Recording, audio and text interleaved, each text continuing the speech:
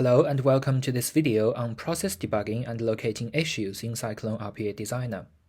Process bugging and locating issues are an integral part of automation process development, as both ensure process stability by acting as the start point of eliminating errors and deficiencies. There are several ways to debug a process in Cyclone RPA Designer. The designer supports real-time syntactic check and has a dedicated debugging mode. It can also output debugging info in console or message box. In addition, we can also implement unit testing to increase debug efficiency.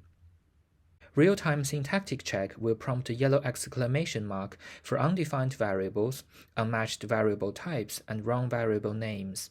Hover the cursor on the exclamation mark to view the details so that we can make corrections in time. The debugging mode in Designer supports breakpoint debugging and single-step debugging. During debugging, we can monitor the variables, change their current values, and follow the execution progress. Breakpoint debugging allows the user to halt the process at a specific node to check the variables and other related information.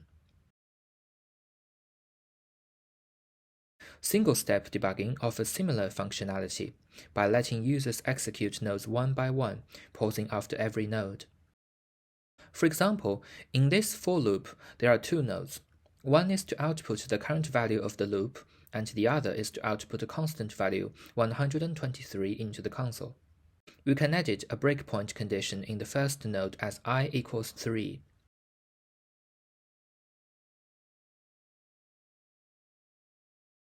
Debug the process, and we can see that debugging ends after the condition is met, outputting 6 entries in the console, with the last 2 representing the loop when I is 2.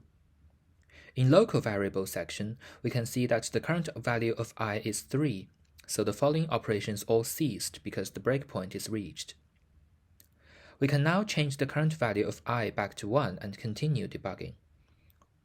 We can see that 4 more entries are displayed, meaning that another 2 loops occurred. By clicking on Step Into button, we can debug the process by node, and the current node is highlighted. When the second node is highlighted, it means that this node is not yet executed, and we can see in the console that 3 is output into the console, meaning that the previous node is executed, and the process pauses after that. In addition to console information, we can also use message boxes to show us the required information in debugging.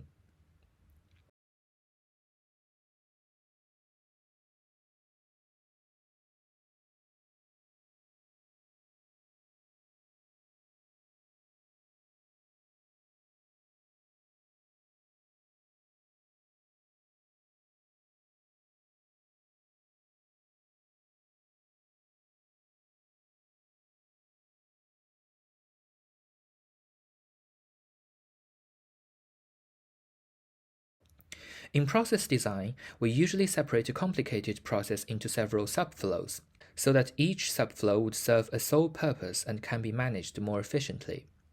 However, it is time-consuming to debug the whole process if we want to check only one subflow. To debug a subflow individually, we can use Debug Current Process function. In this case, we also need to give any parameters input from the main flow a default value for testing purposes, such as the default file path or a default array.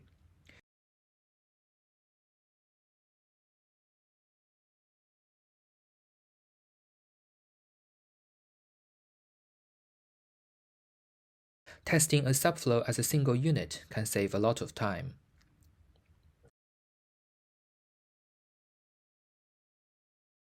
Next, let's learn about some common ways to locate an issue in the process.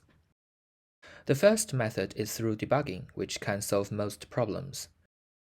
If there are remaining issues, we can also report the issue and ask for help from others.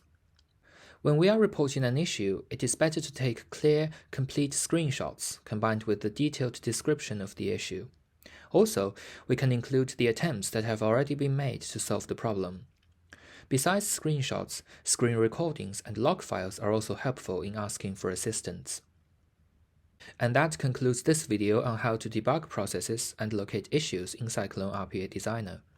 Be sure to check out the videos at our website for more information. Thanks for watching and see you next time.